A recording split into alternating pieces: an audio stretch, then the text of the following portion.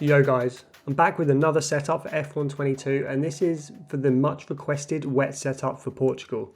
A lot of you guys have been requesting it and rightfully so. It's the last track on the calendar which I haven't created a wet setup for. So let's jump straight in and have a look at this one. Starting with the aero, I've gone with 22 on the front wing and 32 on the rear. I've seen a lot of time trial setups running super high front and rear wings, but running that in a race, you're just going to get punished down the straights, so you have to go kind of pretty balanced on your wing setup. Having a rear wing of 32 will help keep the rear planted. There are so many long sweeping corners and undulations that you need the rear of your car planted into the ground.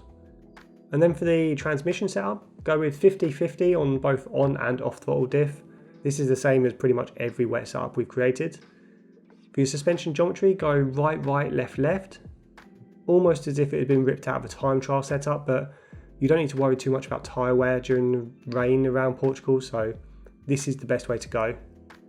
Then for the suspension, I've gone pretty firm on our front suspension and front anti-roll bar, and this was to keep the car planted into the ground. If you soften your front suspension too much, the rear of your car had a tendency to give way under high load, so run pretty stiff here. So go 9 and 1 on your front and then rear suspension, and then 10 and 1 on your anti-roll bars.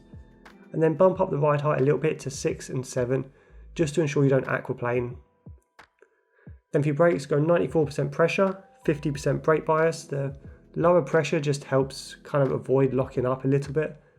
And then for your tyre pressures, go 24.0 on your front right, 23.8 on your front left, and then 22.5 on both rear tyres. These pressures have been optimised so that during a race you won't overheat your tyres and you also won't suffer from a lack of heat as well. And that will do it for our Portuguese wet setup for F122.